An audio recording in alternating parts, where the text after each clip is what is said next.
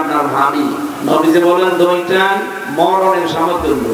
মৃত্যু দেখলে মানুষ যেমন ভয় পায়, এই দুইটা থেকে যেন এরকম ভয় পায়। এক কথা বুঝতেছেন? বসু, ওর যদি ভালো লাগে মাটিতে বসতে বসে দিই,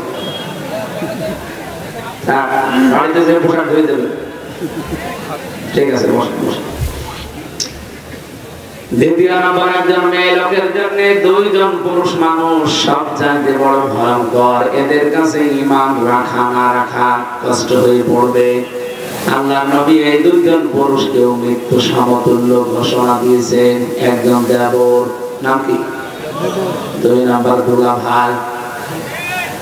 আমি বেঁচে গেছি যার কারো দুলা ভাই, চাচাতো মামাতো খালাতো আছে, তো নিজেরটা আর নেই। ম্যাডামে একেবারে লাস্ট, তো আমাকে কেউ দুলু ভাই বলে ডাকে, আপনারা ডাকেন না। দোলা ভাই যাদের আছে, মেয়েরা সাবধান থাকবেন এই জায়গায়। না, এখানে দায়িত্বশীল যারা বাবা বড় ভাই, এরা কিন্তু গুনাহগার হয়ে যাচ্ছে। আমরা আমার নিজের ছোট বোনকে, বাবা তার মেয়েকে দোলা ভাইয়ের কাছে আল্লাহ রাস্তায় দিয়ে উনি সুবহানাল্লাহ তাসবিহ দিতেছে। অসময়ে মসজিদে বসে বসে সুবহানাল্লাহ পড়ছে। কি দাদা, আমি কোন সময় মসজিদে সুবহানাল্লাহ পড়ে নয়? এখন কি সময় মসজিদে আসা? না, বাড়িতে তো থাকা যাচ্ছে না।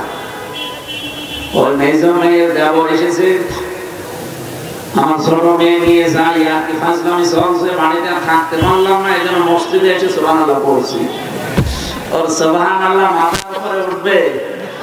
বলে আমরা মসজিদ থেকে আগে বের হন, আগে যেয়ে আপনার ছোট মেয়েকে ওখান থেকে সরান, তারপরে একবার বলে সুবহানাল্লাহ, যে আল্লাহ তুমি পবিত্র। আল্লাহ যেমন পবিত্র, আল্লাহর বিধানও পবিত্র না? কথা বলে না? এখানে যে বিধানটা ছিল, আল্লাহর বিধানের নাম কি? পর্দা। নাম কি? পর্দা। এই যে স্বামীর সাথে দুলা ভাইয়ের এখানে পর্দা ছিল না, এই বিধানটা আপনি নষ্ট করে মসজিদে সুবহানাল্লাহ পড়ছেন, জীবনে হবে না সুবহানাল্লাহ। কারণ আল্লাহ পবিত্র, তার বিধানও আপনাকে পবিত্র রাখা লাগবে, পরিবারকে। আমরা এটা চাই। আপনি এটাকে যদি কেউ রাজনীতি মনে করে, যে চাঁপাইনবাবগঞ্জের হারুন আর হারুনের বউ দুইজন মিলে আগস্টের 5 তারিখের পর থেকে আরম্ভ করেছে, যে দেশের আলেমরা, ধর্ম ব্যবসায়ী, এরা রাজনীতি করে, এমনকি একটা দলের নাম ধরে বিসর্জন করে। এগুলোর মাথা খারাপ হয়ে গেছে। কারণ বাংলাদেশে আন্তর্জাতিক যে জরিপগুলো এখন মাসে মাসে প্রকাশ পায়, আর কিছু মানুষের মাথা খারাপ হয়ে যায়। আপনি টের পাচ্ছেন দেশের অবস্থা এখন? খ্রিস্টানরা রিপোর্ট পাঠিয়েছে, বানায়নি ভাই, খ্রিস্টানরা তো আমাদের এমনি দেখতে পারে না, তারা আন্তর্জাতিক ভাবে 257টা দেশের রিপোর্ট বানিয়েছে। আমি 2টা পড়লাম। এটা এই দেখে কোরআন শরীফ আমার সামনে, আমি বানিয়ে বলছি, আমি 2টা পড়েছি।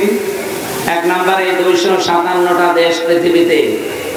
মাইক্রোসফট নাম শুনেছেন? এরা তো সব মুসলমানরা চালায় নাকি? এরা রিপোর্ট বের করে জানাচ্ছে 257টা দেশে যারা ক্ষমতায় ছিল, এর ভেতরে 10 জন সবচাইতে নিকৃষ্ট মানুষ। তার 1 নম্বরে হাসিনা, 2 নম্বরে বাশার আল আসাদ, 3 নম্বরে নেতানিয়াহু। যাদের নাম বলছে সব আল্লাহর ওলি। যাই হোক, আমি কিছু মনে করতাম না, কিন্তু 1 নম্বরের নামটা আমাদের কন্যা।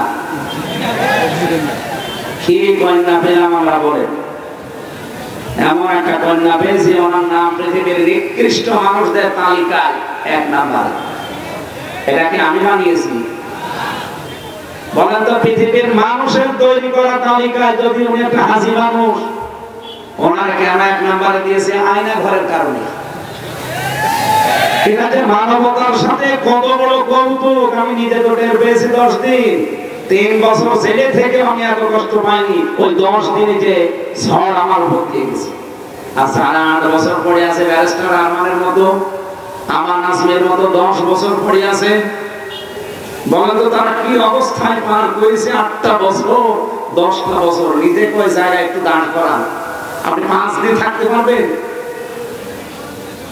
এই অবস্থা তৈরি করার পরে তারা তালিকা বের করেছে যে পৃথিবীর নিকৃষ্ট মানুষ এই মেয়েটা। কারণ এত কঠিন হতে পারে মানুষের হৃদয়। রিমান্ডে আমার আগে একজনকে নিয়ে গিয়েছিল ওই সময়, ছাত্র দল করতো, চট্টগ্রামে বাড়ি। ও আমার ওর পরে আমার সিরিয়াল ছিল যে আমার নিয়ে আমার নখগুলো তুলবে। এই যে পুলিশ বসে আছে, এরা এগুলো করবে, এরা না, এদের ভাইরা, এদের বলবে তো ঝামেলা, কারণ আমার দুলা ভাই পুলিশ, সাদা বাজে দুলা ভাই ঘাট করবে, পুলিশ সব দেখলে দুলা ভাই মনে হয় না। আমরা এমনি শ্রদ্ধা সম্মান করি এদেরকে, কারণ যে দুইটা চোখ, একটা আল্লাহর ভয়ে কাঁদে, আর এদের মতো যারা জনগণের জান মাল ইজ্জত আবরু পাহারা দেয়, এই দুইটা চোখ আল্লাহ জাহান্নামে দেবে না।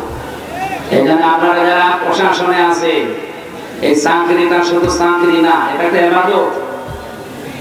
মনে করবেন মহান পেশায় আছে এই পৃথিবীর শ্রেষ্ঠ পেশা এই প্রশাসনের পেশা। কারণ নবীজি তাদের নাম ধরে বলেছে, এদেরকে আল্লাহ পাক কোনদিন জাহান্নামে এই চোখ এক জায়গায় জ্বালাবেন না। সুবহানাল্লাহ বলতে পারেন না? আর এই পোশাকটা পরে যে দায়িত্বে আছে, এটা কি শুধু দায়িত্ব? এটা একটা ইবাদত। অথচ এই দায়িত্বটাকে এই 15.5 বছরে যারা ছিল, এই পোশাকটা অমর্যাদা করে ফেলেছে কিছু কোলাঙ্গার অফিসার। উপর থেকে যা নির্দেশ দিচ্ছে এলাকায় পালন করতে গিয়ে আজ এখন আমরা এই পোশাকটাকে অনেকে ঘৃণা করি না। পোশাকটা সমস্যা, সমস্যা কিছু মানুষের। আল্লাহ তাদের যেন ডবল শাস্তির ব্যবস্থা করে। পৃথিবীতে যে যতটুকু অপরাধ করবে, ওই অপরাধের ডবল শাস্তি আল্লাহ দুনিয়া আখিরাত মিলে তাকে দান করবে। এই জন্য যাদের কারণে এদের এই বিভাগটা আজকে নষ্ট, মানুষের কাছে কালার হয়ে আছে, আল্লাহ যেন তাদেরকে না ছাড়েন, এমন দৃষ্টান্তমূলক শাস্তির ব্যবস্থা যেন আল্লাহ করেন, তারা যেন নিজ থেকে অন্তত তওবা করার সময় না পায়। কারণ তাদের তওবা কবুল হবে না। মানুষ যখন অপরাধ করতে করতে সীমা অতিক্রম করে চলে যায়, তখন আল্লাহ বলেন ইন্নামা নুমলিলাহুম লিয়াজদাদু ইসমা ওয়া লাহুম আযাবুম মুহিন। মানুষ যখন পাপের বোঝা ছাড়িয়ে যায়, তখন তাদেরকে অপমানজনক শাস্তি দেয়। আমরা আগস্টের 5 তারিখের পর থেকে দেখতে পাচ্ছি জালেমদের আল্লাহ যা দিয়েছে, এর চাইতে অপমান আর কি করবে। এখন অনেক বাকি আছে যাদের অপরাধ বেশি তাদের। আমার মনে হয় এই মুহূর্তে বাংলাদেশে যদি বেনজির সাহেব উনি এমনি হঠাৎ করে এরোপ্লেন থেকে পড়ে যায়, অথবা হেলিকপ্টার থেকে পড়ে আপনার রাজশাহী দুর্গাপুরে দাউকান্দি বাজারে বসে আছে, যখন পিটিয়ে মেরে ফেলবেন। আমি যতটুকু দেখছি সারা দেশে তাই। যারা জালেম ছিল তাদের অবস্থা আল্লাহ ঠিক ওইটাই বানিয়ে দিয়েছে। কুষ্টিয়ার হানিফ সাহেবকে যদি এখন কেউ একা পায়, আমার মনে হয় ছোট ঠ্যাং কেটে ফেলবে। আমি কি বানিয়ে বলছি? অথচ আগস্টের 5 তারিখের আগে কুষ্টিয়ায় আসলে 14টা গেট বানানো লাগতো তার জন্য। এখন গেট না, ওর বাড়ির এখন পায়খানার প্যানও মানুষ তুলে দিয়েছে। এই যে নামাজাবুল মুহিন, জালেমদেরকে আমি আল্লাহ পাপের শাস্তি এত নিকৃষ্ট দেই যে দুনিয়া কল্পনাও করতে পারে না যে এত নিচে মানুষ নামে কি করে। বলেন তো, বাড়ির পায়খানা প্যান যারা খুলে নিয়ে চলে গেছে, তাদের কি রাগ ছিল তার উপরে। ওরা যদি সামনে পেত, একবার টুকরো টুকরো করে ফেলতো না।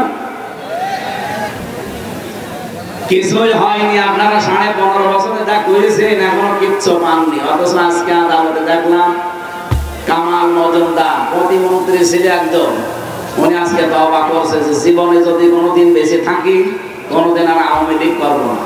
তো তোর বেঁচে থাকার দরকার কি? তোর আওয়ামী লীগ করার দরকার কি? এদেশে পরিচয় আর দিতে পারবে মানুষ না? সে মুখ আপনাদের আর নেই।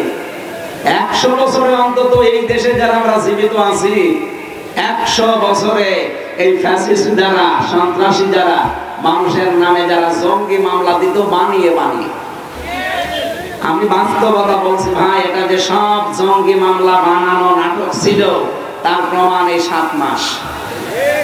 আপনি নিজের পক্ষ থেকে বলেন তো, এই 7 মাসে একটা জঙ্গি ধরা পড়েছে?